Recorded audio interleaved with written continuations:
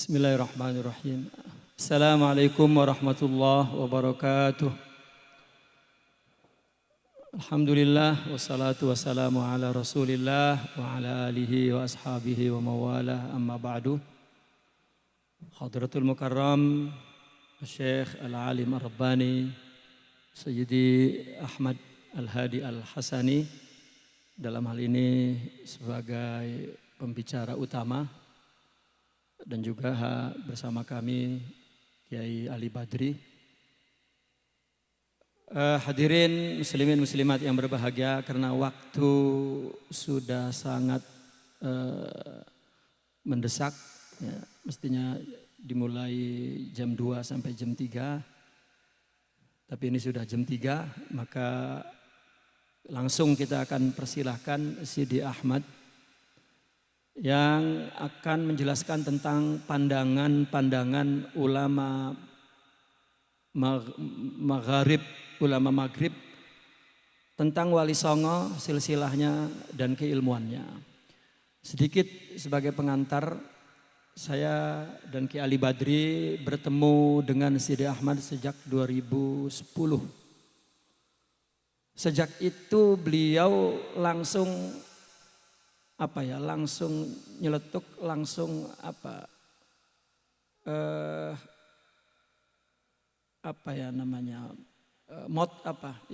nyeletuk lah. Antum itu Wali Songo dari Maghrib, bukan dari Yaman. Dan ketika itu kami dengan Kiai Ali Badri sedang ngangkat Azmat Khan. Ya, mungkin ini sudah selesai, sudah tamat, buku ini sudah tamat ya. Kami bersama Kiai Ali Badri membawa Azmat Khan ke seluruh Nusantara dan menyambungkan saudara. Dan rupanya referensinya sama, Samsul Zahira. Tetapi 2010 ketemu beliau, terus beliau mengatakan begitu, Al-Jilani. Gitu.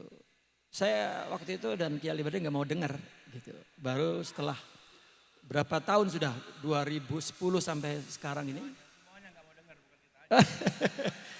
Kayaknya semuanya, se-Nusantara gak mau ngedenger. Dan 2014 kami bertemu juga beliau dengan Syekh Fadil Al-Jilani. Beliau selalu menghadiahkan kitab kepada Al-Fakir selama di Mesir, hadiah li Rahimuddin Al-Hasani wal-Husaini Al-Jilani. Saya kritik, Sidi, saya bukan Al-Jilani, saya Azmat Khan. Gitu. Ya itu 2009, 10, 11, 12, 14. Sampai bertemu dengan Naat, menunjukkan manuskrip primer dan pertama yang saya ingat adalah Sidi Ahmad. Terus saya hubungi beliau. Ya beliau hanya bilang, kamu gak mau denger apa kata saya 15 tahun yang lalu. Gitu. Dan sekarang kita minta beliau, persaksian beliau, sepengetahuan beliau tentang Wali Songo, ya, pandangan ulama Maghrib. Insya Allah beliau akan mengutarakan dengan bahasa campur-campur ya, Arab dan Melayu. Jika nanti ada Arabnya, ya meskipun sebagian besar mungkin paham, tapi tetap Kiai Ali Badri kita minta untuk menerjemahkan. Fal yatafaddal ya Sidi, masykur.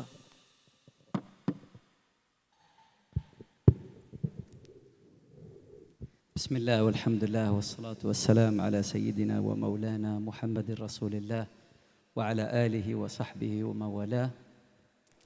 Assalamualaikum warahmatullahi ta'ala wabarakatuh.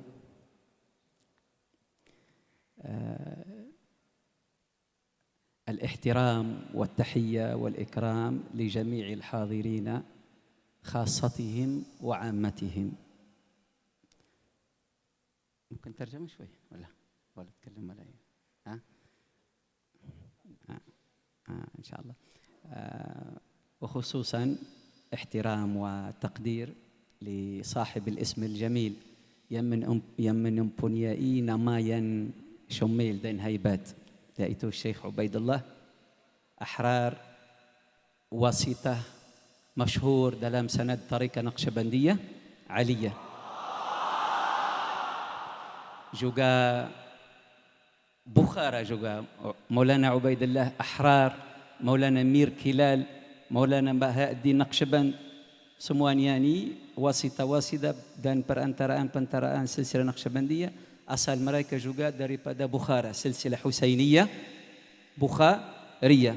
Sebab itulah juga terjih hambani yang dhaif, terjih juga bahawa Jalaluddin Kubra kembali kepada jaluran dan saluran itu Amir Yunan, yaitu Al-Ajal, bukan Ajjal. Al-Ajal maksud dalam bahasa Arab yang paling tinggi, paling mulia, paling dihormati.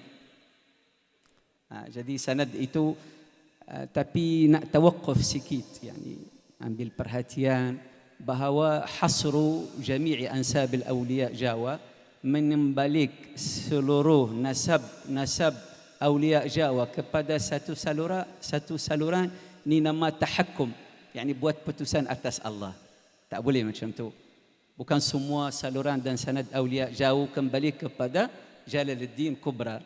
Sebab di Nusantara ni kadang-kadang boleh menisbahkan seorang kepada satu nasab melalui perempuan atau ibu atau nenek, dan kalau di sisi Arab tak mu'tabar itu nasab keturunan, ada melalui laki jantan sehingga Rasulullah sallallahu alaihi wasallam.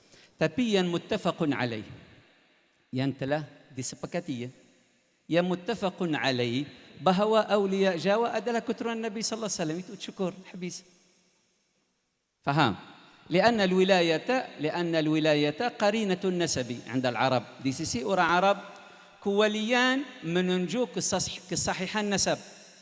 Kewalian yang sempurna, bukan kewalian yang sebab ada wilayatul uzma. Umpama Maulana Malik Ibrahim, yaitu kunci tanah Jawa, empunya tanah Jawa, tuan terutama tanah Jawa, pembukaan Jawa, memiliki Jawa, menyebabkan habiskan kerajaan Majapahit yang kalau berterusan ada sehingga orang bulan datang, nescaya kita hari ini dalam tanah kekufuran. Faham? Mafhum? Bahasa. Kalau Majapahit itu tahjatu melalui usha Maulana Malik Ibrahim Sunan Gresik, Asy-Syekhul Maghribi, Asy-Syekhul Akbar, nescaya tanah ini tak jadi tanah umat Islam kalau berterusan Majapahit dan tak jatuh. Sebab Majapahit jatuh ketika orang Kristian dan Bulat dah hampir sampai atau sampai. Kalau orang Kristian sampai dan masih lagi kerajaan itu ada lagi, habiskan umat Islam. Tak boleh ada umat Islam di sini. Jadi ketahuilah kebesaran Maulana Malik Ibrahim. Sebetulnya nak cakap dengan Syekh Rahimuddin, kunci segala-galanya adalah Maulana Malik Ibrahim Sunan Gresik, itu Syekhul Akbar. Itu kunci, itu Syekhul Masyaikh, murabbi kepada segala awliya Jawa. Dan masyhur dalam lidah orang Jawa dengan gelaran Asy-Syekhul Maghribi. Itu bukan kebetulan, tak sudfah, maklum, laisat sudfah. Masalah berselisihan dalam nasab. Yani nak buat muqaddimah sikit sebelum menampaikan pendapat orang Maghrib. Mungkin.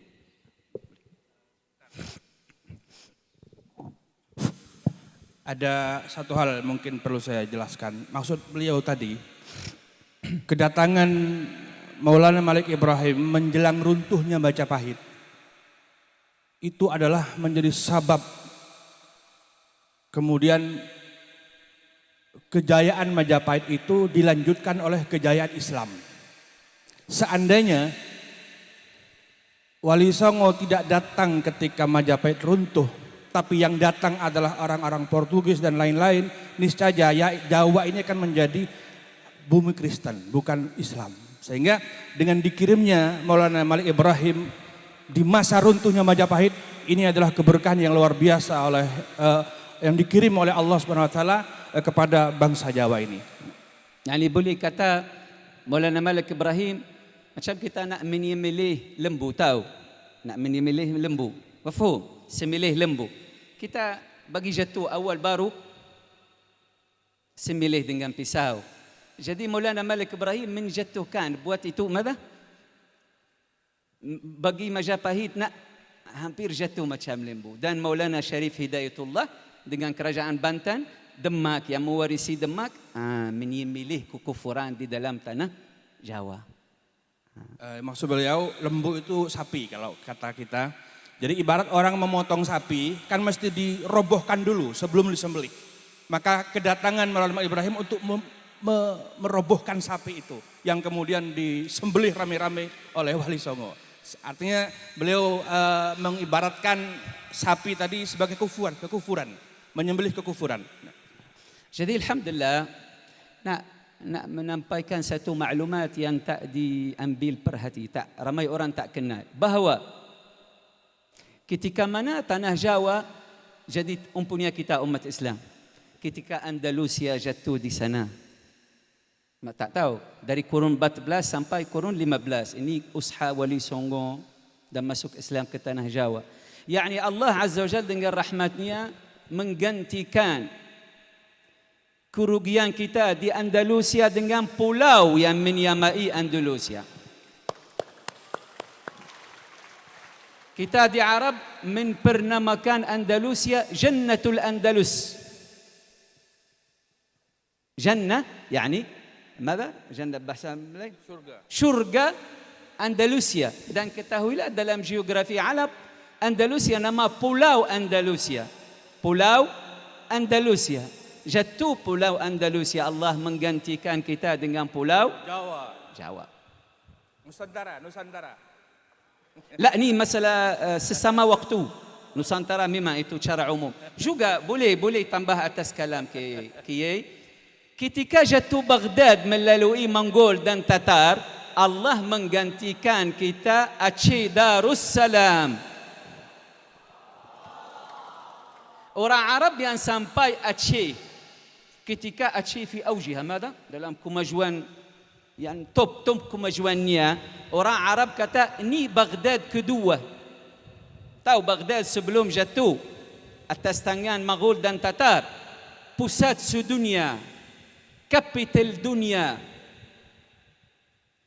markazul hadara, pusat kemajuan semanusia, jatuh atas orang itu barbar, orang Mongol dan Tatar.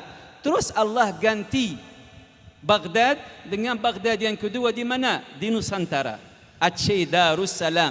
Sehingga diberi nama di gelarannya umpama Baghdad, nama Baghdad Darussalam, Aceh Darussalam. Dan madrasah Sufiyah Baghdadiyah, madrasah Ghazaliyah, madrasah Akbariyah, semua pindah ke sini. Madrasah Sahrawardi pindah ke sini melalui Syekh Hamzah Fansuri, Abdul Rauf Sinkel. Selepas itu berterusan sampai saluran Sufi Irfaniyah, sampai Syekh Arsyad Banjari, Muhammad Nafis, Syekh Makassar, Syekh Abdullah Bugis, Syekh Dawud Fatani, Syekh Arsyad Banjari. Ini semua madrasah tasawuf yang sumbernya Aceh, yang mewarisi Baghdad. Yani maksud daripada kalam saya, ketahuilah kurniaan Allah atas kamu wahai orang Jawa. Walaupun Islam orang Jawa lambat. Sebab saya nak cakap dalam bahasa Kedah, sebab ketegak. Tahu ketegak bahasa Melayu, bahasa apa? Inat. Degil. Mokong kata orang Jawa. Ibnu Battuta ketika ini masalah Maghribiyah, saksian ulama Maghrib. Ibnu Battuta bukan ahli rihlah sahaja, wali, arif, alim, mujtahid, imam. Ada yang menyatakan bahawa Syamsuddin, Ailah, family Syamsuddin di China juga kembali kepada Ibnu Battuta. Ada satu pendapat. Ibnu Battuta ketika sampai Sumatera, Aceh, Pasai, kata, wa ma wara'a Aceh biladu kufrin. Maksudnya Jawa. Yang belakang, yang bumi yang membelakangi Aceh dan Sumatera adalah Darul Kufri, maksud Jawa. Yani Majapahit dan kerajaan Sunda Hindus, Darul Kufur. Okey, Islam orang Jawa lambat. tapi dikurnia dengan Allah Azza wa Jal. Dengan apa? Dengan menghantarkan zuriat Nabi sallallahu alaihi wasallam semata-mata dari berbagai saluran dan jalur dan sanad untuk menisikan tanah ni dengan keberkataan darah ahlu bait Nabi sallallahu alaihi wasallam. Dan satu yang kedua, masalah hilang nasab zuriat Wali Songo ada hikmah besar daripada Allah. Hilang dan disturb, maklum, gangguan, kacau, berselisihan, ada hikmah untuk menampaikan darah ahli bait Nabi sallallahu alaihi wasallam kepada seluruh bangsa Jawa. Sebab bangsa Jawa akan kahwin dengan syarifah-syarifah, puteri anak-anak Aulia Songo. Ketika mereka tak jaga nasab, jadi boleh kahwin secara mana? Fasil, easy, mudah. Dengan itu, dah darah Jawi ini dah bercampur 100% dengan darah ahli bait Nabi sallallahu alaihi wasallam. Yani kamu kalau tak ada darah melalui ayah-ayah kepada Rasulullah, niscaya ada darah nabawi melalui nenek, ibu, grandmother. Itu jadi rahmat Allah atas bumi ini ketika menghilangkan atau tak jaga nasab. Ada hikmah daripada Allah Subhanahu wa taala. Jadi memang orang Jawa kena rasa bangga dan syukur Allah Subhanahu wa taala banyak. Sebab datang Islam kepada Aceh melalui orang meniaga, tajir, tujar Arab. Tak ada orang masyhur yang dengan nasab nabawi yang sampai kepada masa Islam Melayu dulu, sebab Melayu dengan Jawa, Sumatera dan alam Melayu.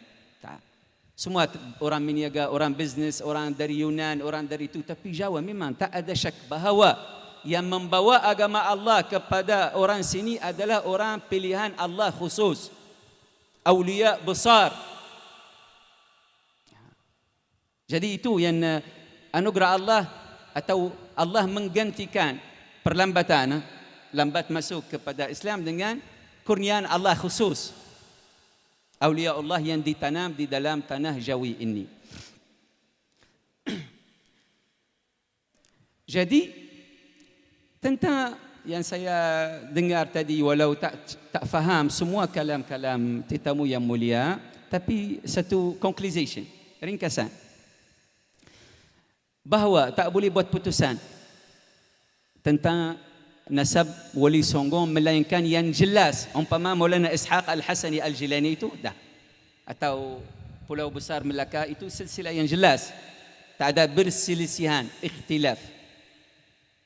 Yang lain yang ada berselisihan, tak apa, kita menerima pendapat-pendapat walau tak sama, sebab tujuan satu dan sandaran satu, asas satu, tujuan satu.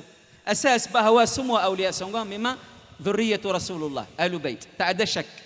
Berselisihan antara nasab ini Husaini, Hasani dari saluran itu, tak ada masalah itu. La yadhurrun nasab, tak memazaratkan nasab dan tak menafikan nasab, tak ada masalah.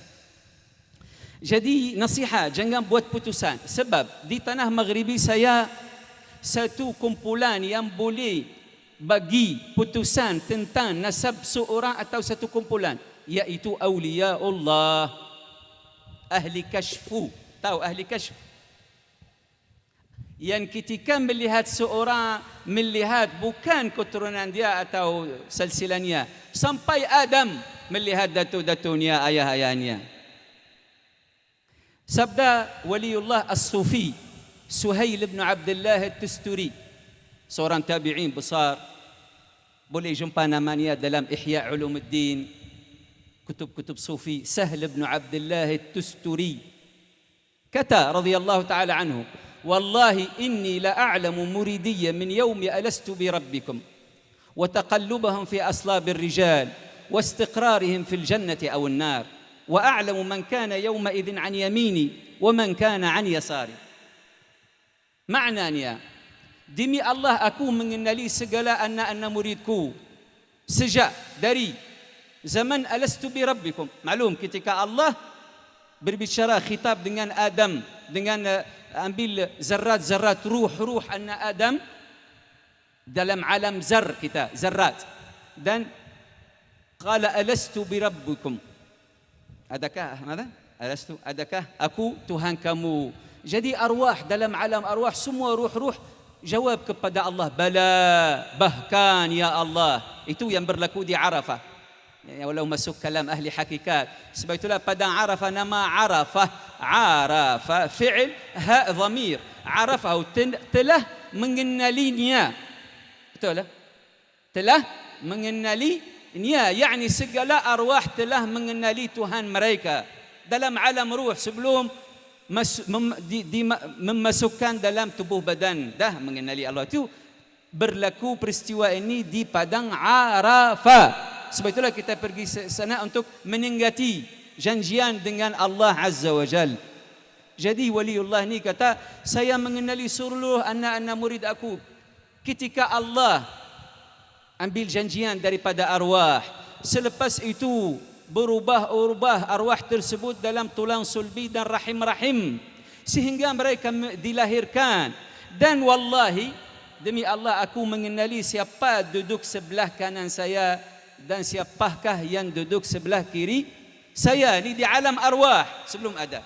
Jadi tradisi di Maroko, tak ada orang berani kata aku syarif atau sayyid, melainkan dengan penaksian atau saksian. Penaksian atau saksian? Persaksian awliya Allah. Sebab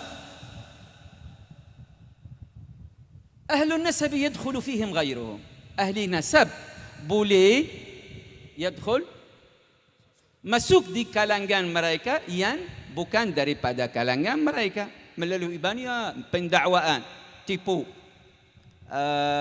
Masalan, Sayyid ini kahwin dengan jariyah, hamba. Hamba itu tak suci rahim, bawa nutfah benih anak dalam perut dan kahwin dengan Sayyid. Melahirkan anak itu yang dari orang lain dalam rumah Sayyid, jadi dinisbah kepadanya. Mungkin anak itu akan melahirkan 100 kabilah. Zahir mereka syarif, hakikat mereka badui atau ajami. Sebab itulah perlu penaksian daripada awliya Allah. Yang ini saya nak menampai kepada saudara saya yang saya maaf, Al-Ba'alawi. Saya mengasihi, saya mahabbah Wali Songon dengan zuriat mereka lebih dari Ali Ba'alawi. Dan juga saya menanggap bahawa nasab zuriat Wali Songon lebih sahih dan lebih tinggi daripada nasab Al-Ba'alawi. Itu i'tiqad saya. Bukan ada sesuatu dengan Al-Ba'alawi. Al-Ba'alawi sini atas kepala saya, zuriat Fatimah Zahra. Faham? Tapi saya menanggap, menanggap umpunia tanah ini adalah awliya Songan dengan zuriat mereka. Al-Ba'alawi datang jumpa hamparan yang telah siap. Bumi telah siap masuk dalam keadaan senang. Tak ada kemusykilan. Siapa yang tumpah darah untuk mengislamkan ummah ini atau tanah ini? Ni zuriat Wali Songo. Zuriat Wali Songo. Jangan datang dari jauh nak ambil buah-buahan kerja orang lain. Mafhum? Radhiyallahu anhu. Dengar, Al-Ba'alawi sini melainkan Syiah mereka. Yang masuk Syiah tak ada hormat sehingga taubat. Sebab saya tahu keadaan Al-Ba'alawi sini banyak Syiah atau banyak. Banyak. Sebab yang mengikuti Syiah mengkhianati Fatimah dan Ali. Ada ramai orang ada gangguan fikir ikut Syiah setia taat dengan Ahlul Bait. Yang mengikuti Syiah mengkhianati Ali dan Fatimah. Sebab kepimpinan umat Islam dalam kalangan ahli sunnah adalah ahlu baitin Nabi sallallahu alaihi wasallam. Yang mengeluarkan awliya Allah yang menguasai umat Islam adalah ahlu baitin Nabi sallallahu alaihi wasallam. Abu Hasan Al-Syadili, Abdul Qadir Jilani, Ahmad Al-Rafa'i, Ahmad Rifa'i, Sid Ahmad Badawi, Bahauddin Naqshband, Sid Ahmad Ibn Idris, Imam Jazuli, Imam Ahmad Tijani. Kullu semuanya ni ahlu baitin Nabi sallallahu alaihi wasallam. Semua ketua ahli sunnati wal jamaah. Jadi Memang kita di Maghrib, kalau ditanya siapakah tuan tanah Jawa atau Nusantara, Wali Songo. Muttafaqun alaih, disepakati. Di tanah Melayu, yakni sebab Nusantara ini terbahagi, mungkin saya membahagikan 3. Sulawesi, yakni Bugis dan area itu, Jawa dengan Sumatera, yakni Melayu luas, Pulau Melayu, Sumatera sampai Melayu Champa. Yang utara itu Islam lain, datang dari sejak dulu. Islam Melayu memang itu kelebihan mereka. Masuk Islam dari dulu, melalui 2 saluran, terus ke Aceh dan melalui turun daripada Champa. Ini lama, Islam yang awal lagi. Sebab itu Kedah, Islam malang Kedah, saya duduk pada Bania masa di Kedah. Islam Kedah melalui seorang nama Syekh Abdullah Al-Ghmari. Al-Ghma, mana ada Ghmari di dunia melainkan di Maroko. Tapi amat malang, habaib juga, Al-Ba'alawi mengganggukan sejarahnya dan menisbahkannya kepada Al-Ba'alawi. Walhal namanya Al-Ghmari. Al-Ghma tak ada di dunia Ghmari melainkan di Maroko. Atau Terengganu masuk Islam melalui Syarif Baghdadi juga, Al-Hasani. Dan kamu boleh melihat dalam sejarah Nusantara lama tidak ada gelaran Sayyid. Di Arab memang itu perkara yang diaturkan, dah ditetapkan. Husaini Sayyid, Hasani Syarif. Sebut kepada saya seorang Sayyid dalam sejarah Nusantara dulu, semua Syarif.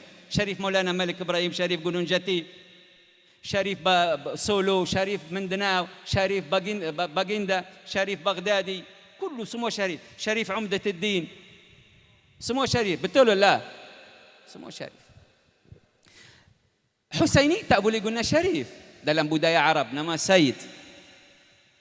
Ini juga bukti atas nasab, atas mala kebanyakan nasab Al-Hasani di dalam Nusantara. Dan juga Kesultanan Melayu khusus dulu, semua Syarif. Nasab mereka Syarif. Jadi tentang satu yang saya nak ambil 2 contoh, Sunan Jati, Gunung Jati, Syarif Hidayatullah dengan Maulana Malik Ibrahim Sunan Gresik. Yang Sunan Gresik ada banyak kalam di tanah Maghribi bahawa Sunan Gresik iaitu Maulana Malik Ibrahim Kattani, keturunan nasab Al-Kattani Al-Idrisi Al-Hasani. Ada maklumat ni dalam Zawiyah Kattaniyah. Dan dalam Zawiyah Kattaniyah itu mengata bahawa Jawa telah dibuka melalui anak-anak Maghrib dan Adarisa. Macam tu sebut. Tak tahu ni kena membahaskan, cari bukti lagi. Di Maroko menyebut dan bangga mengata bahawa Jawa ni telah masuk Islam melalui awliya Maghrib, khususnya Alul Kattani. Ada macam ni. Jadi kamu sekarang kena usaha untuk cari. Sebab medan discussion berbicara tentang nasab Jawa, jangan kata dah ditutupi. Macam Ustaz yang cakap tadi, belum tutup. Tutup hari kiamat. Akan ditutupi hari kiamat. Hari kiamat akan Sayyidah Fatimah akan memanggil anak-anaknya. Yang bukan anaknya tak boleh cium tangan Fatimah. Itu kelebihan Ahlul Bait. Hari kiamat Abu Bakar, tahu Abu Bakar siapa? Nombor kedua dalam umat Islam, akan tengok geram macam ni. Tak boleh cium tangan Fatimah. Tak boleh mendekati Fatimah. Cucu Nabi sallallahu alaihi wasallam walau yang bermaksiat. Faham? Akan perlu Fatimah Zahra. Itu kelebihan ahli bait Nabi sallallahu alaihi wasallam. Jadi hari kiamat Ibu Fatimah akan membezakan cucu anaknya, zuriatnya daripada orang lain. Itu hari kiamat, hari putusan. Sebelum itu jangan buat putusan. Sebab awliya Allah sahaja di dunia ini yang boleh memberi putusan kalau ada izin daripada Allah. Bukan awliya Allah jual beli kasyaf atau ma yang antara zuriat itu. Lah, bukan awliya Allah macam tu. Awas. Kalau ada izin daripada Allah, baru akan menampai nasab fulan itu kepadanya. Faham tak? Bukan perkara yang terbuka atau diharuskan tanpa kecualian. Lah. Jadi kesimpulannya, hasilnya yang saya nak menghabiskan berbicara saya dengan benda ini, dengan kalam ini, supaya kabar gembira kepada semua jaluran Hasani dan Husaini bahawa dua jaluran ini tak ada beza. Sehingga kita di Maghrib boleh Al-Hasani kata aku Al-Husaini, boleh, tak ada larangan.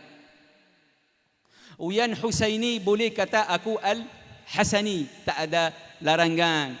Kerana apa? Saya akan menyebut sudut zahir, sudut batin, sudut syariat, sudut hakikat, sudut dalaman, batin, ilmu hakikat. Jadi Ustaz memang yaqul hadis ni masyhur dalam kalangan sufi, tapi dikuatkan. Naqulu biistilah al-muhaddithin wa yashhadu lahu atau ya'dhuduhu, dikuatkan dengan hadis ni. Jadi sambung hadis, tak sampai sini sahaja.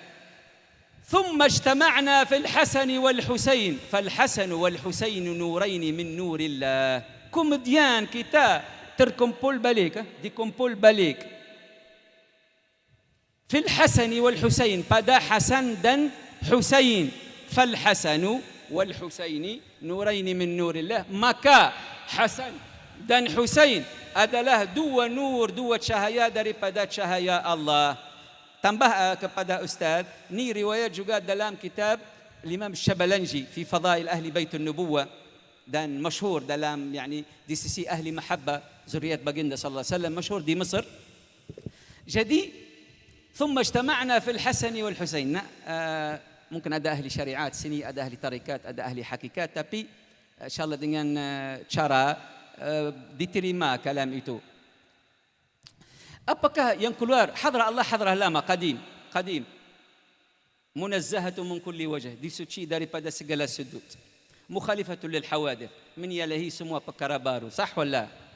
Okey. Dan Allah menjadikan alam ini dengan satu perantaraan, iaitu nama Hakikah Muhammadiyah. Kalau kamu khalwati, kalau kamu naqsyabandi, kalau kamu syadhili, tapi belum mengenali hakikat Muhammadiyah dan perantaraan agung antara azal dengan baru, ketahuilah kamu bukan sufi, belum. Kamu menanggung nama sufi sahaja. Sebab Hakikah Muhammadiyah ini adalah musallama, satu musallama, kaidah utama dalam ilmu tasawuf, khusus tasawuf irfani hakikat. Jadi Allah menjadikan alam ini dengan perantaraan baginda sallallahu alaihi wasallam, baginda alaihi wasallam adalah perantaraan yang menampaikan limpahan madad ilahi lama dan menampainya kepada alam baru. Kalau tak ada perantaraan itu, nescaya alam ini terbakar dengan menghubungi Allah. Tak boleh. Tak boleh ada hubungan dengan makhluk dan khaliq tanpa kewujudan perantaraan tersebut.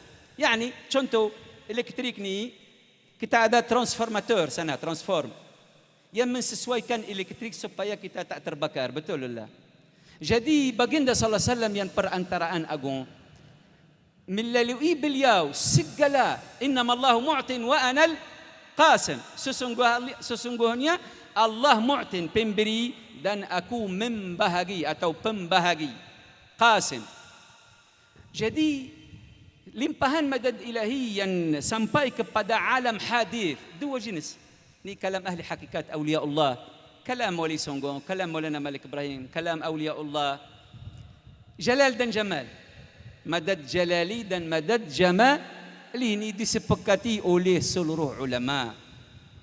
Semua nama-nama Allah terbahagi kepada nama jalali, nama jalali, sifat jamaliyah, sifat jalaliyah. Subhanallah, dengarlah wahai mereka yang ada hubungan dengan Hasan dan Husain. Allah Azza wa Jal dalam hadis itu, yang kuntu ana wa Ali nurain, aku dengan Ali dua nur di sisi Allah. Apakah nur itu? Tajalli jalali, tajalli jamali. Baginda sallallahu alaihi wasallam penzahiran jamal Allah, Ali penzahiran jalal Allah. Sebab apa ada satu soalan timbul? Sebab apalah tak jadi baginda sallallahu alaihi wasallam terus beliau mengkumpulkan tajalli jalal dan jamal? Sebab apa tak boleh? Sebab apa kena ada hamil? Mada hamil? Menanggung jalal Allah. Sebab baginda SAW selalu sebut, Ustaz, majlis ini kata rahmatul lil alamin.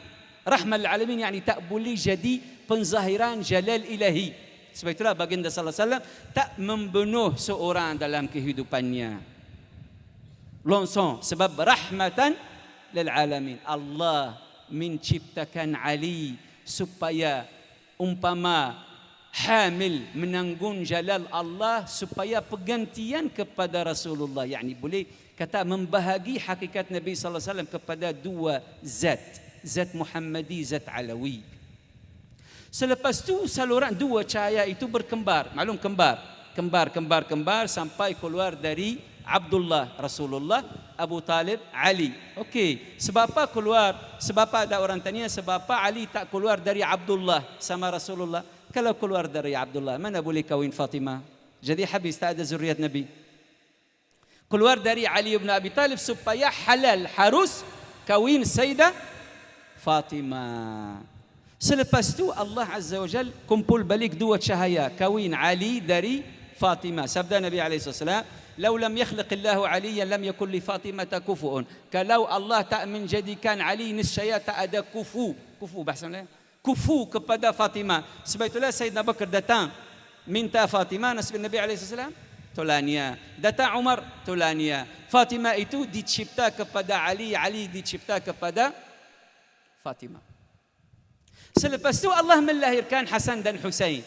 Hasan yang menanggung jamal ilahi, Husain menanggung jalal ilahi. Sebab itulah Hasan mendamaikan umat Islam, tinggal khilafah, mati dalam cara diam, tak ada darah keluar kerana dia penzahiran jamal ilahi, keindahan Allah Subhanahu wa taala. Husain penzahiran jalal Allah, kegagahan Allah. Hidup fitnah, niza', khilaf dan mati di pancung kepala ahli bait Nabi SAW, 17 kepala yang mulia. Sebab bukan dia memilih itu, beliau adalah penzahiran jalal ilahi. Dan seterusnya saya nak ringkaskan, kalau saya nak luaskan, benda ni memang besar, hakikat besar yang akan menghilangkan perselisihan, ikhtilaf antara atau sensitif antara keturunan Husain tak ada beza. Ni penzahiran jalal, ni penzahiran jamal yang ditetapkan daripada Allah sendiri Subhanahu wa taala. Selepas tu Allah menyiram umat Islam dengan dua siraman. Siram Al-Hasani Jamali, siraman Al-Husaini Jalali. Jalan tasawuf syukur, nama jalan sufi syukur, jalan jazbah syukur, khataf, tanpa suluk tingkatan-tingkatan. Nama jalan syukur, tasawuf syadziliyah, ahmadiyah, tijaniyah, jazuliyah. Ni jalan syukur maghribi. Itu keluar daripada Sayyidina Al-Hasan. Jalan tasawuf tingkatan suluk, nama jalan suluk, jalan mujahadah, jalan khalwah, nama jalan Husaini. Kepimpinan, ketua tarikat itu semua zuriat Husain. Ahmad Rifai, Ahmad Badawi, Bahauddin Naqsyaband, Najmuddin Kubra. Ini semua nama jalan suluk, bukan jalan jazbah. Faham? Jadi itu hikmah Allah Subhanahu wa taala. Jadi ini sudut batin, sudut zahir. Hasan ibnul Hasan, Hasan anna Hasan kawin dengan Fatimah bintul Husain. Jadi dari hari itu semua orang Jamali dah tambah Jalali. Semua orang Hasani jadi Husaini. Okey, yang kedua, saluran kedua siapa? Ali Zainal Abidin, datuk kepada semua Husaini.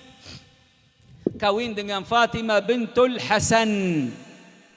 Fatimah bintul Hasan. Jadi semua Husaini jadi Hasani dan semua Jalali jadi Jamali. Jadi yang mengkumpulkan jalal dan jamal dalam ibarat sufi nama ahlul kamal, jalalun wa jamal. Faman jama'a bainahuma, barang siapa mengkumpulkan kedua-dua, nama ahlul kamal. Maklum. Jadi alhamdulillah tidak ada satu bumi atas muka bumi ini melainkan ada dua jaluran.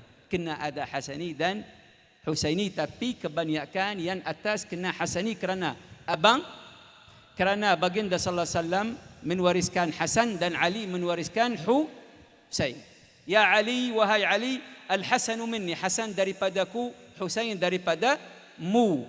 Faham wala? Itu hikmah Allah. Sebab itulah juga kunci yang membukakan tanah Jawa yang awal adalah syarif. Itu pandangan atau i'tiqad kita, bukan nak memaksakan orang menerima pandangan ini, pandangan sendiri boleh ditolak, boleh diterima.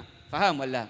Tapi alhamdulillah yang muttafaqun alaih, yang disepakati bahawa semua ahli bait Nabi sallallahu alaihi wasallam. Jadi hilang kemusykilan. Jadi ini ringkasan kalam saya. Nasihat nak menampai kepada saudara kita, nasihat yang terakhir, bahawa orang yang yashtaghilu bi'ilm al-ansab, sibuk dengan ilmu nasab, kena penuh dengan marwah, akhlak, keadilan, insaf, wara', sifat semua kena ada padanya. Terkumpul semua sifat ni yang baik dalam satu sifat, iaitu adamut ta'ni 'ala al-ansab. Mada? Tidak mencela atau terjah atau menghinakan nasab orang lain. Firman Allah, wala yajrimannakum syana'anu qaumin 'ala alla ta'dilu. Janganlah dengan kesalahan orang lain kamu melakukan kesalahan. Yani kalau ada ekstrem ba'alawi yang kurang ajar, buat kehinaan terhadap silsilah Wali Songo, jangan kamu balasnya dengan metodenya. Jangan kamu menghinakan nasab al-Ba'alawi atau terjah atas al-Ba'alawi. Ini memurkai Rasulullah, ini menyebabkan kemurkaan Rasulullah atau Sayyidah Fatimah. Awas. Hari kiamat akan ya'kul asabi'ahu, ya'adh, gigi jarinya yang menghinakan sebahagian daripada zuriat Rasulullah. Al-Ba'alawi, tidak ada orang di Arab yang menafikan nasab mereka melainkan orang Wahabi dan Syiah. Dua-dua terjah nasab mereka. Syiah kata nasab mereka tak sahih, Wahabi kata nasab mereka tak sahih. Ahlus Sunnah disepakati daripada Imam Nabhani, daripada Imam Ibn Hajar Haytami, mereka menaksi atas kemuliaan dan kehebatan nasab mereka. Betul lah Syekh Rahim?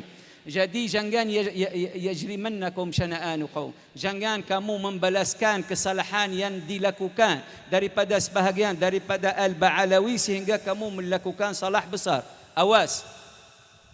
Akan hari kiamat akan tenggelam dalam peluh kerana malu daripada Rasulullah sallallahu alaihi wasallam. Awas. Ini yang wasiat. Jadi yang nak pegang ilmu nasab ni, jangan ta'assub, jangan buat putusan, jangan takabur, jangan kata ini yang sahih, yang lain batil. La, Allah sahaja yang tahu kebenaran. Allah sahaja. Sampai mana ilmu kamu dan pandai kamu, memang macam Datin tadi, saudara kita doktora, kata dia murajaah pandangan kerana dah dapat manuskrip baru. Yani maksud orang yang beriman selalu mengkajar ilmu, selalu kajar belakang ilmu. Al-hikmatu dhalatul mu'min. Al-hikmah adalah pencarian. Hikmatul mu'min. Dhalatul mu'min. Barang hilangnya orang yang beriman, orang mukmin. Yani ketika datang satu bukti, kita rujuk kepadanya, jangan ta'assub kepada pandangan sendiri. Kalau nak jadi awliya Allah, okey, nasihat yang terakhir, nak buat apa dengan jalan awliya Songgong kalau kita semua ni hamba kepada nafsu sendiri, belum selamat daripada nafsu, belum suluk jalan ilahi, belum jadi orang murni dan suci, belum suci daripada keakuan sendiri, belum jadi waliullah. Jadi nak buat apa dengan cerita awliya Allah dan cerita wali Songgong kalau saya sendiri atau orang yang hadir masih lagi hamba kepada nafsu dan hawa dan syaitan? Nak soal kamu, nak buat apa dengan cerita bangga dengan wali Songgong tapi kamu masih lagi hamba kepada diri sendiri, hawa nafsu, ahli hijab?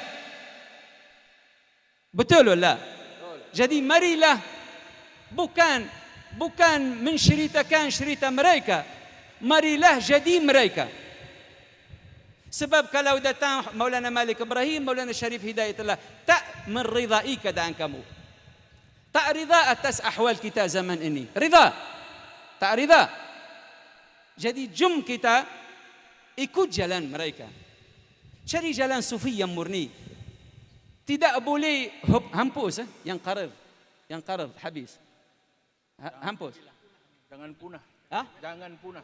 Yani tak boleh habis awliya Allah daripada bumi ini. Tapi akhir zaman awliya Allah ditutupi, disumungi. Itu hikmah Allah. Akhir zaman susah nak mencari awliya Allah, tapi ada lebih ramai daripada awliya terdahulu. Jadi marilah kita pergi cari jalan itu. Kalau orang yang duduk sini nak menguasai organisasi Ahlu Bait atau Rabita Ansar, tapi mereka tenggelam dalam kegelapan, tenggelam dalam hawa nafsu, ujub, takabbur, menimbah diri sendiri, nak buat apa dengan Rabita Ansar Jawa Tes'a? Jawa Tes'a kalau keluar sekarang, adakah ridha dengan keadaan tanah Jawa sekarang? Arak, zina, budak-budak kita ikut jalan orang kafir, aurat, maksiat, TV penuh dengan maksiat. Itu adakah kalau Sunuk Gunung Jati datang zaman ini diam? Tak payah menyebut Syarif Hidayatullah akan buat apa kalau datang zaman ini. Jadi jom kita mendirikan agama Allah dan syariat Allah secara keseluruhannya, syariat, tarikat, hakikat, yang memisahkan satu daripada tiga ini nama zindiq. Tiga. Jom kita, itu yang nasihat saya. Jangan bangga sangga atau seronok dengan Wali Songo. Wali Songo melepaskan dirinya daripada kamu, wahai ahli zaman ini. Sebab tak ada larangan kita nak capai maqam mereka dan martabah mereka dan nak jadi awliya Allah seumpama mereka. Kita kena usaha, kena cari jalan ilahi, kena azam, suluk, buang diri sendiri, tinggal keakuan sendiri dan pergi cari Allah supaya kamu jadi pewaris yang benar kepada Wali Songo, bukan hanya burung kakak babaga, burung kakak tua yang selalu pam itu sahaja. Jangan jadi macam tu.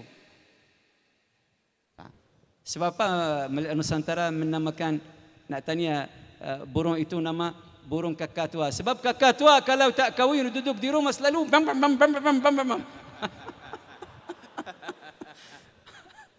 Yang Melayu kata darah tua. Kalau tak kahwin, tak pergi, tak dapat rumah suami, kita pening letih dari kakak itu, muhasabah. Sebab apa buat ni, mana itu. Jadi macam burung itu. Burung itu buat macam kakak tua. Ni gurau sikit.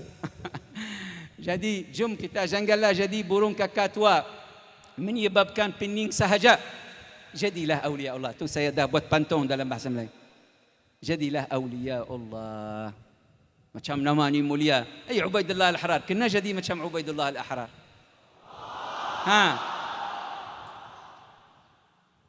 Habis masa wala boleh tambah satu kisah Naqsyabandiyah? Boleh satu kisah? Boleh. Maulana Muhammad Bahauddin Naqsyaband. Semua silsilah yang saudara kita, tetamu yang mulia menyebut tentang Jalal Kubra, Nasr Nusairuddin, Syamsuddin, Al-Ajal. Semua memang satu silsilah dengan Bahauddin Naqsyaband, dengan Mir Kilal, dengan Abdul Khaliq Ghajdawani, iaitu Sada Bukharah dan Samarkand. Zuriat Al-Husaini. Jangan menyebut Uzbekistan. Uzbek itu kalimah modern yang ditanam dari orang putih. Macam ni, macam Indonesia. Selama walaupun mereka sekarang buat explication lain, Hindu itu makna lala, Hindu maksud orang Belanda nak menghinakan kita, menamakan kita dengan Hindu, Pulau Hindu.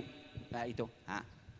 Nak buat macam mana? Jadi Uzbek itu nama tanah mawara an-nahar kalau geografi Arab dulu, yang membelakangi nahar, sungai besar. Jadi nak ceritakan sikit sebab dalam orang yang hadir dalam kita semua banyak ada khawatir, banyak sangka tak baik, banyak ماذا منافسة bersaing, banyak orang nak menaik, nak mengketuai, dijangkiti dengan fitnah keketuaan. Semua penyakit ini tersebar. Tak payah saya kata boleh melihat dalam jiwa mereka, mungkin boleh melihat benda itu. Jadi nak menceritakan satu cerita bagaimana awliya Allah jadi awliya Allah sampai jadi waliullah. Syekh Muhammad Bahauddin Naqsyaband, tuan tariqah Naqsyabandiyah, yang mengata, alladhi qala ana bari'un min ma'rifatillah in lam yakun bidayatu aqdami nihayatu aqdami Abi Yazid. aku melepaskan diri daripada ma'rifah Allah. Kalau permulaan aku tak berakhiran Abu Yazid al-Bistami, bukan Ghazali, Abu Yazid al-Bistami. Yani maksud kalam ni tak tahu terjemah. Penhujung kewalian Abu Yazid al-Bistami iaitu permulaan aku, yani ketinggian jalannya. Ya jalan syukur, مثلا يعني ada dalam tasawuf. Jadi Maulana Bahauddin Naqshband jumpa gurunya iaitu Mir Kilal Al-Husaini. Mir Kilal Al-Husaini. Billah ya wahai saudara Melayu, wahai saudara Nusantara, dengar awliya Allah macam mana menembuni diri. Tahu Mir Kilal ni buat apa? Bukan tuan guru pesantren. Bukan musara'. ماذا مصارع الذي يتقاتل في الحلبة ذاك؟ Pegulat. Petarung. Dengarlah. Wasita besar silsilah Naqsyabandiyah Aliyah, kutub zamannya. Pi faham awliya Allah. Waliullah, murabbi besar di dunia. Datang Sidi Muhammad Bahauddin Naqsyabandi ketika remaja, yani syabab. Wahai tuan, siapa guru saya? Kata guru kamu anjing. Dengar. Melayu, orang Melayu Malaysia kita, masuk syaitan dekat rumah mereka lebih ringan dari masuk anjing. Betul lah? Betul lah Melayu? Anjing ni lagi berat daripada syaitan. Betul lah? Okay, waliullah kata apa keadaan yang muridnya? Ni antum Naqsyabandiyah, silsilah Naqsyabandiyah, iaitu Khalidiyah dan Mujaddidiyah.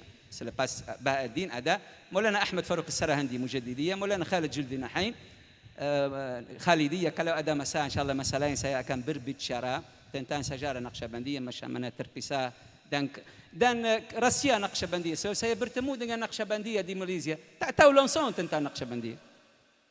Nama Khalifah Tariqah Naqsyabandiyah, tak tahu nama guru Tariqah Naqsyabandiyah.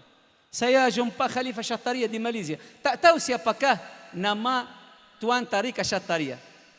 Boleh tanya sekarang ada Syattariyah sini, sebab apa nama Syattariyah, siapa umpunya Tariqah Syattariyah, tak tahu. Itu tasawuf akhir zaman. Jadi tanya Sidi Bahauddin, kata, wahai tuan, siapakah guru saya? Kata, guru kamu atau bukan guru kamu?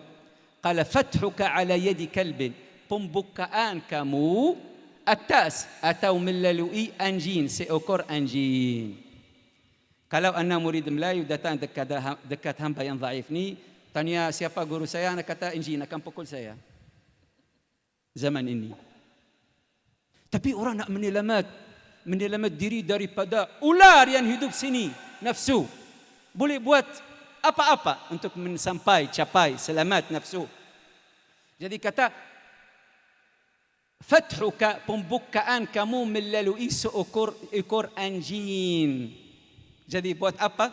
Dengar wahai saudara kita, berhati ya. Mana? Concentrate, dengar betul-betul supaya ambil i'tibar. Jadi buat apa? Lari. Keluar cepat daripada gurunya, pergi kepada seluruh anjing Bukhara. Khidmat selama 6 tahun. Khidmat semua anjing Qasrul Arifan, kampung Imam Bahauddin Naqsyaband, Qasrul Arifan dekat Bukhara. Habis 6 tahun khidmat anjing seluruh semua anjing kampung tersebut, yakni basuh yang sakit, basuh yang ada kekotoran, sapu rumah-rumah mereka, bagi makanan, bagi minuman, faham? Merayu, tawassul Allah dengan anjing kampung itu, kerana gurunya kata pembukaan kamu melalui anjing. Kita zaman ini kadang-kadang bertemu dengan awliya Allah yang tanda kewalian terus jelas, tak ikut, masih lagi berpaling daripada kebenaran, na'udzubillah. Jadi khidmat anjing ini kunci kejayaan, kunci kesucian, kunci pembukaan, menghinakan nafsu sendiri. Setiap sesuatu yang menyebabkan kamu rasa atas, rasa tinggi, ketahuilah itu adalah keracunan, kerusakan, kebinasaan. Lihatlah kepala, lihatlah kelapa. Sampai namanya macam kepala, kelapa, pokok kelapa. Sebab cari naik. Didendah daripada Allah dengan apa? Kena mada? Tahmil thamraha. Menanggung. La, tahmil. Berat dengan buah-buahnya sebab dia cari naik, didendah daripada Allah, kena angkat kadang-kadang hasil buah satu musim sampai 200 kilo, kadang-kadang sampai bengkok pokok itu dari beratan. Sah wala? Tapi pokok labu buahnya di Arab 30 kilo, bukan macam labu Melayu. Labu Nusantara macam orang Nusantara kecil. Labu Arab macam ni, tak boleh kita angkat. Jadi dengan tawadhu' pokok labu yang mengalir atas bumi menghinakan diri, Allah sakhara laha al-ardha litahmila thamraha. Mada? Sakhara laha. Subhanalladzi sakhara. Allah mentundukkan bumi, ditunduk bumi supaya bumi angkat keberatan buah pokok itu, kerana pokok itu cari rendah diri. Fahami? Tak terkesan dengan angin yang kuat. Kelapa boleh patah apabila datang angin, sebab dia cari naik. Jadi sambung, Sidi Bahauddin Naqsyaband habiskan 6 tahun khidmat anjin. Tahu anjin dalam mazhab Syafi'i? Kalau kita dalam mazhab Maliki ringan sikit hukum anjin. Kalau kamu hukum berat. Tapi betul lah, khidmat anjin tak biasa, sebab boleh mengkotorkan baju dengan anjing, dengan kesan anjing, dengan kekotoran anjing, tapi dengan kekotoran itu akan dapat kesucian hati. Faham? Boleh kita mengkotorkan baju kerana boleh masuk bilik air, tukar baju mandi, jadi alhamdulillah habis najis itu. Tapi najis yang ada dalam hati boleh basuh, boleh dibasuh, senang dibasuh. Perlu khidmat anjing untuk menyembelih anjing kamu yang ada dalam hati. Jadi selepas 6 tahun, nak habiskan cerita, selepas 6 tahun Sidi Bahauddin Naqsyabandi sendiri menceritakan kisah ini dalam sajarannya yang ditulis dengan tangannya. Saya dah baca di Turki dulu masa saya muda.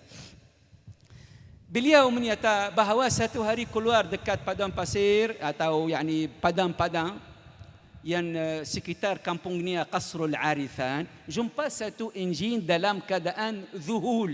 Tak tahu kamu mengenali istilah sufi ini, zuhul atau istighraq, atau fana itu lagi tinggi. Istighraq macam ni, syukhus sampai mata tak, ni nama istighraq.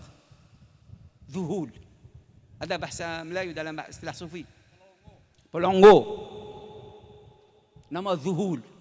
Zuhul ni satu hal yang boleh berlaku kepada awliya Allah.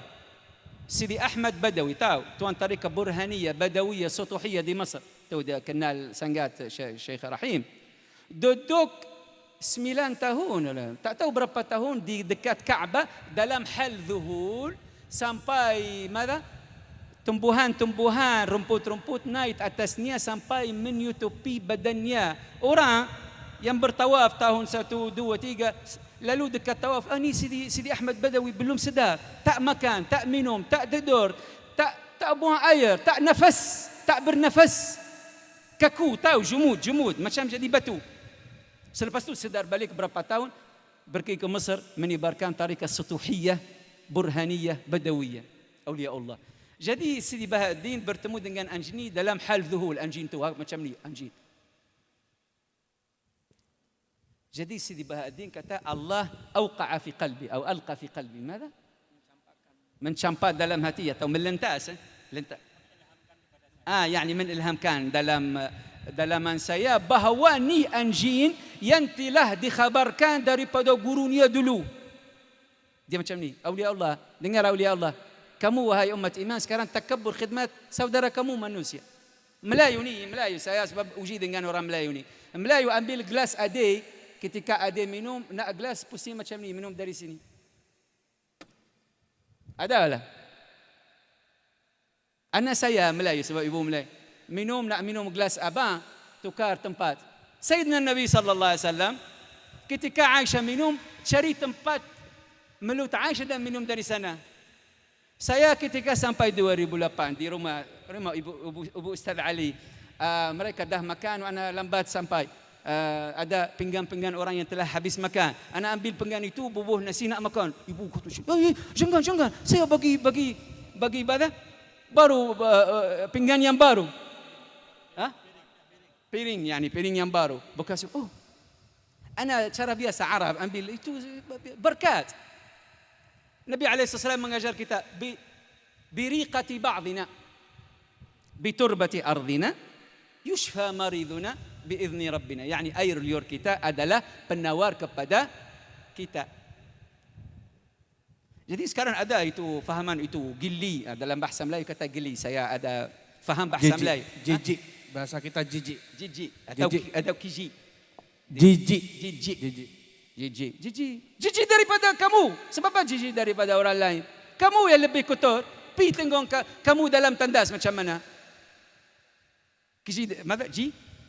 Jijik dari orang lain. Pi jijik daripada diri sendiri kamu. Itu sufi. Jadi Sidi Bahaduddin Naqshband kata, ni memang itu khabar dulu, khabar gembira daripada guru saya. Fataqaddamtu minhu bi adabin. Saya pergi dekatnya dengan penuh adab. Wa talabtu minhu an yad'u li, dan aku meminta daripada beliau, bukannya beliau, anjing tersebut, doa kepadaku, untukku, untukku. Jadi anjing itu jadi nak buat guru betul. Anjing itu perpaling, inqalab ala dhahri. Perpaling atas ni belakangnya dan angkat tangannya depan dan buat macam ni. Au. Yad'u, sedang doa. Dan Maulana Bahaduddin Naqshband buat macam ni. Amin ya Allah, amin ya Allah, amin ya Allah, amin ya Allah, amin ya Allah. Qala falam ufariqhu. Tak meninggalkannya melainkan telah hilang segala hijab-hijab dan telah melihat hadrah ilahi yang sempurna dengan berkat khidmat anjing-anjing. Bagaimana pula kalau khidmat ahlullah, ahlul ilm, ahlul Quran, ahlul nasab dengan niat baik, bukan dengan niat nak cari ke atas. Kerana kalam awliya Allah, kunu fi al-dhaili wa la takunu fi al-ra'si, fa inna ad-darbata idza ja'at takunu 'ala ar-ra's. Jadilah dekat ekor, jangan jadilah dekat kepala, kerana pukulan kalau datang akan datang kepada kepala. Kalau orang nak bunuh ular, pukulnya dari ekor atau dari kepala? Dari kepala. Yakni kalau kamu duduk dekat kepala, niscaya semua pukulan-pukulan akan sampai kepada kamu. Wa sallallahu ala sayyidina Muhammadin wa ala alihi wa sahbihi wasallam. Subhanakallahumma bihamdik nashhadu an la ilaha illa anta nastaghfiruka wa natubu ilaik. Subhana rabbika rabbil izzati amma yasifun wa salamun alal mursalin. Alhamdulillah. Ya, nak serah kepada lain, tapi saya nak istighfar daripada kesalahan yang saya mengeluarkan daripada mulut saya. Wa harap maaf. Wa jazakumullahu khairan. Wassalamualaikum warahmatullahi wabarakatuh. InsyaAllah kita akan dengarkan akhir nasyidnya teman kita Kiai Ali Badri insyaAllah. Jazakumullah ala muhadaratikum ya Syekhana al-Maqar Mu'azzaz. Istafadna minkum istifadatan kathiratan jazilatan insyaAllah. Fadlu. Baik, bantu biar cepat panitia. Kertas disebarkan. Ini ada satu qasidah. Ini dulu sering saya senandungkan bersama keluarga Wali Songo yang terhimpun sejak tahun 2005, dan syair ini mulai sering disenandungkan sekitar tahun 2010. Di Jakarta berapa? 2010 ya, 2010. Ini adalah satu qasidah memuat nasihat untuk keluarga keturunan Siti Fatimah Az-Zahra. Maka siapapun yang merasa keturunan Siti Fatimah Az-Zahra, ini adalah salah satu qasidah yang bisa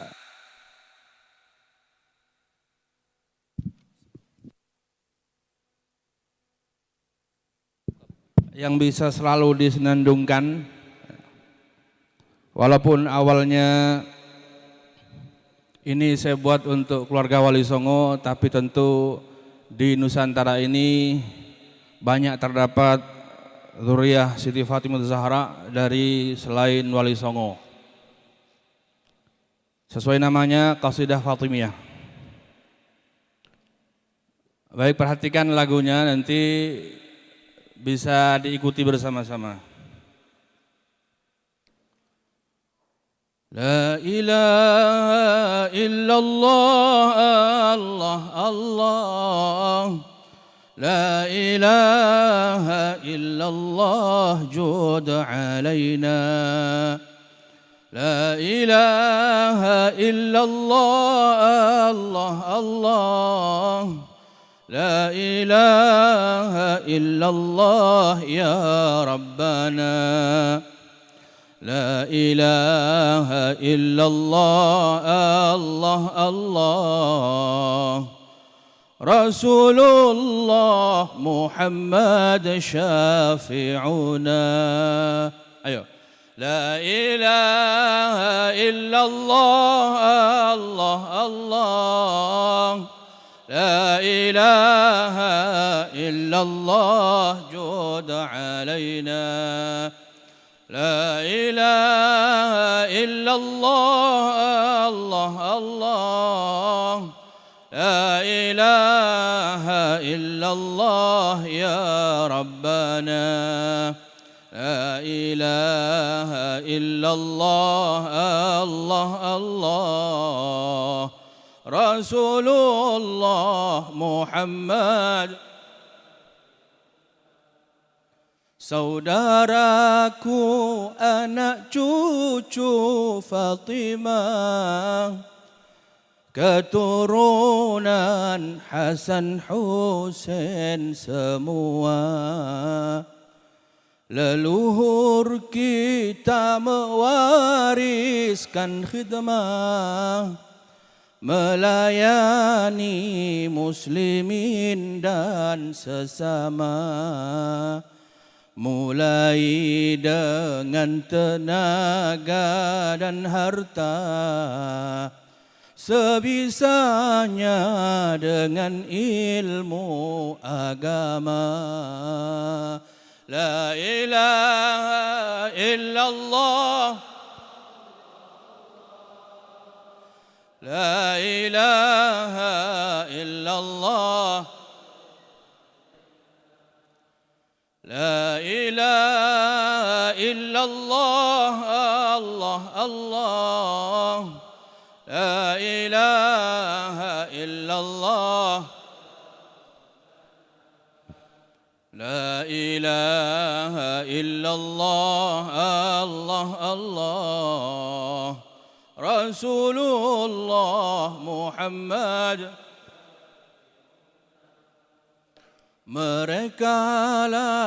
Mereka adalah contoh utama, pejuang yang gigih serta perkasa. Tak segan membantu yang miskin papa, namun tetap tawadhu di depannya. Lebih-lebih di hadapan ulama, bagai sahaya kepada tuannya. La ilaha illallah, la ilaha illallah. La ilaha illallah, Allah, Allah. La ilaha illallah. La ilaha illallah, Allah, Allah. Rasulullah.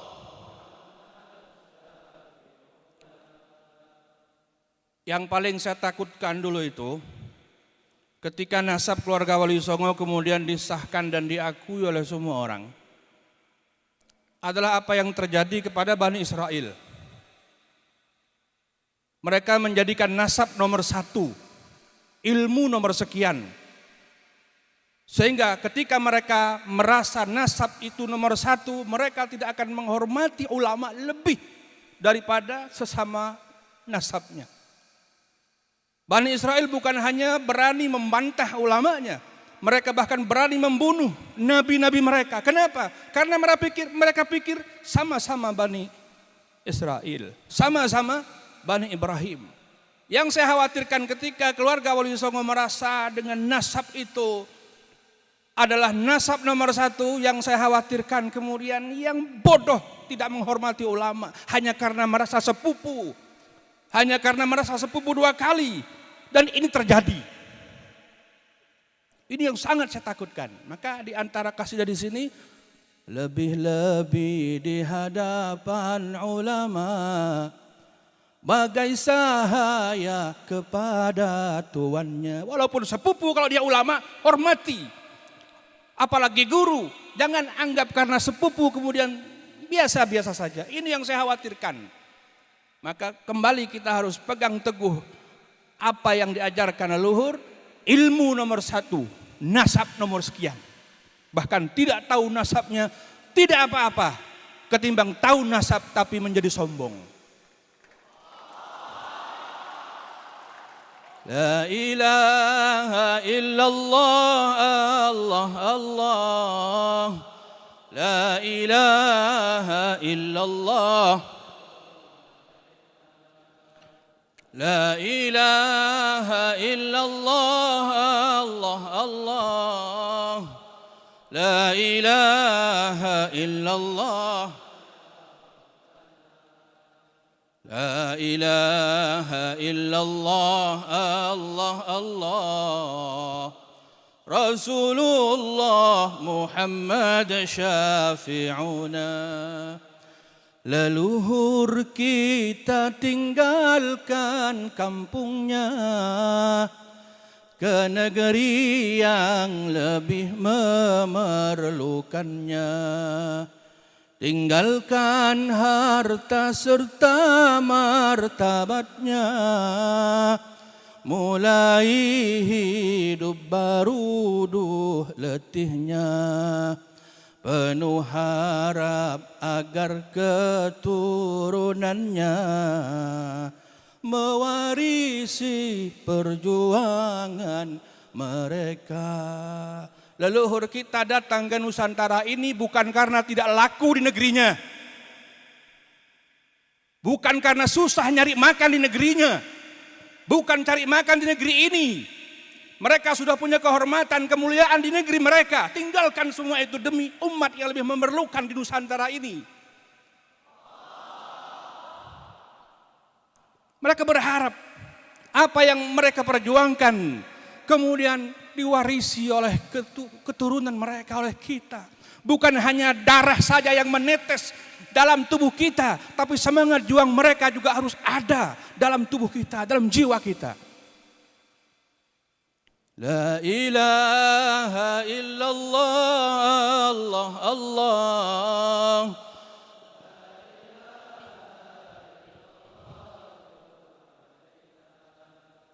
La ilaha illallah, Allah Allah.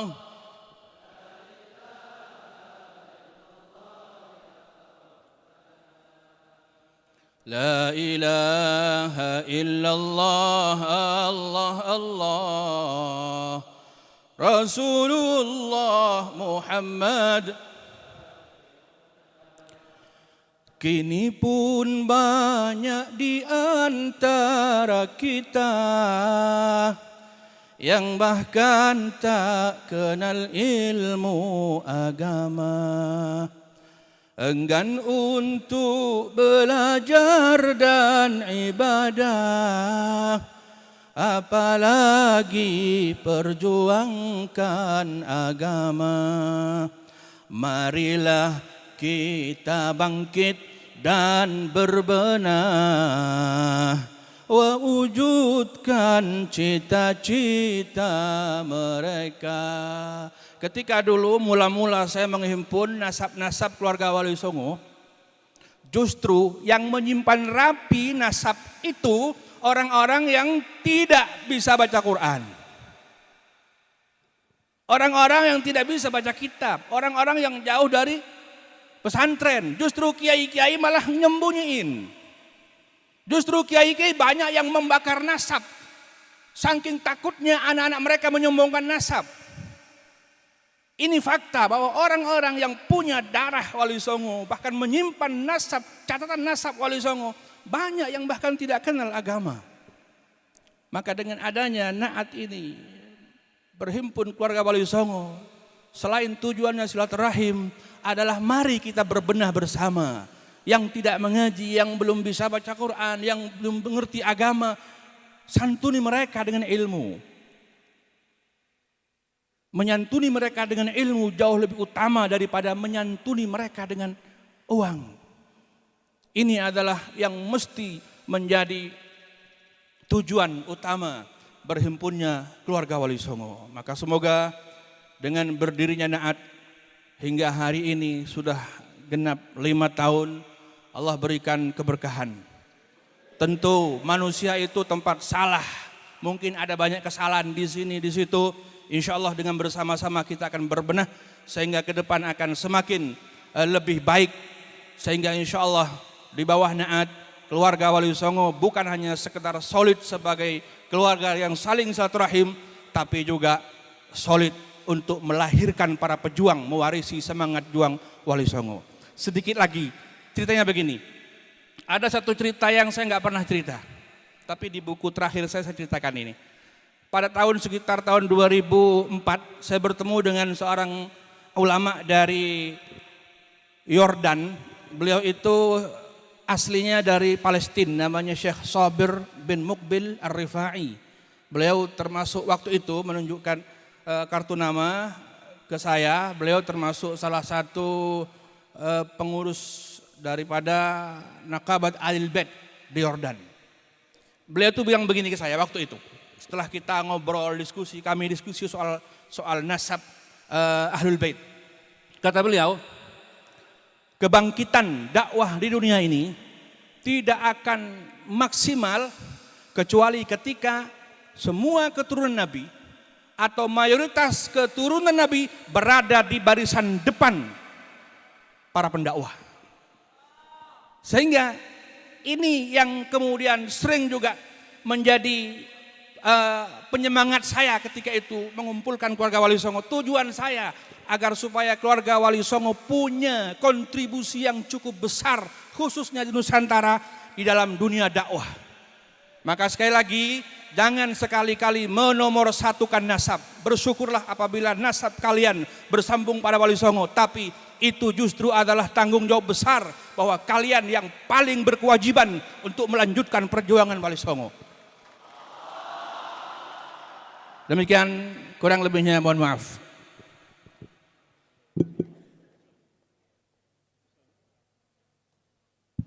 Insyaallah waktu sholat sudah datang. Insyaallah kita bareng-bareng meneruskan perjuangan Wali Songo untuk iqamatus shalah.